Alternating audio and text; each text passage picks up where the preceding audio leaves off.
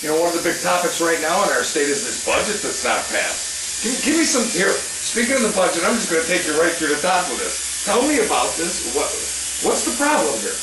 Well, the problem we have is that the governor has basically surrendered his power to the legislature.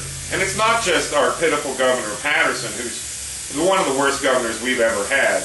I mean, Patterson is following the habits of many different governors before him, where instead of the governor writing the budget and submitting it to the legislature, they sit down 3 men in a room and try and hammer out a budget in a smoke-filled room that everybody can vote for, and then they come out when they talk about it on the floor of the legislature. It's all theater. The deal's already been cut, and everybody's just voting and doing what they're told. The way you're supposed to do a budget, and the way Carl Paladino is going to do a budget, is that the governor writes the budget.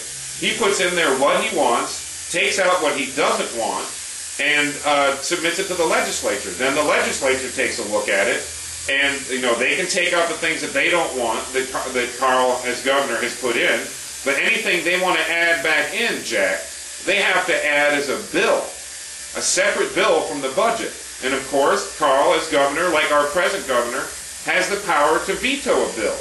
So basically he has line item veto on the budget, because anything he doesn't want in there will be added as a separate budget, and he can veto it. So if Patterson followed the rules as they're written right now, according to the Constitution, he'd submit a budget where he can actually bring down the spending and bring down the taxes so the people of New York have some relief. And then he waits to see what he gets back, and he vetoes all the different bills that they've added on for the pork spending, the high Medicaid rates, etc., etc. And as long as he's got 1/3 plus 1 in the state Senate, his budget goes through. And that's a fact. The problem is we don't have a governor that has any spine, and we haven't had a powerful governor for decades. So we're in a budget mess that could easily be dealt with if somebody in the governor's job just did their job. Yeah, that's what it seems. I mean, 3 days a week and, you ain't got a budget. That's a little rough to take right now. It is, and then they're going off on vacations, and they're doing all these continuing resolutions so the government can continue. I mean, Carl has said this many times. If they don't give him a budget back, he's not signing a continuing resolution. The government's shut down. I mean, except for essential services like police and such, the government is shut down. I mean, the schools shut down. Shut down. And the legislators who were there trying to put their pork into the budget, let them deal with the parents who've got to suddenly put their kids into daycare because they're not going to school. Let them deal with the people who are looking for essential services but can't find it. We'll have police, we'll have fire, we'll have disaster services, but everything else, it's closed down until the legislators actually do their job. And they'll get the heat, and they'll learn a lesson. I think that's actually an excellent point with, as much as you hate to see things come to a stop, you just want to see progress on these things. And obviously being one of the highest tax states in the country right now, there's got to be a lot of people screaming about this. Well, the people who wrote, the men and women who wrote our Constitution for the state of New York, wrote in there the fact that the government shuts down if there isn't a budget. And it's in there for a reason. It's a carrot and stick approach.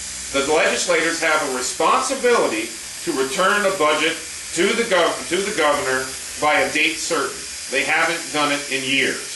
And instead of returning it according to the Constitution and the laws of the land, they keep signing little continuing resolutions. Any governor in their right mind should be doing things differently, but David Patterson and Eliot Spitzer and everybody else before them for many, many years has treated the legislature like a bunch of spoiled children.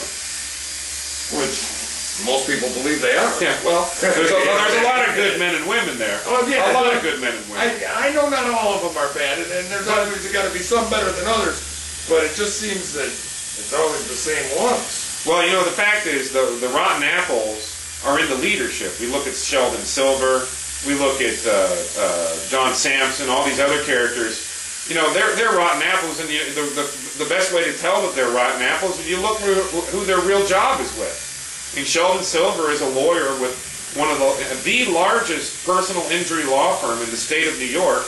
He won't tell anybody how much they're paying him. He won't tell anybody how much what he's doing for his job to earn that money. Everybody thinks it's well over $1 million. But meanwhile, he won't let any kind of tort reform or insurance reform or any of the other things that his company, his law firm, makes money off of be brought to the floor of the assembly.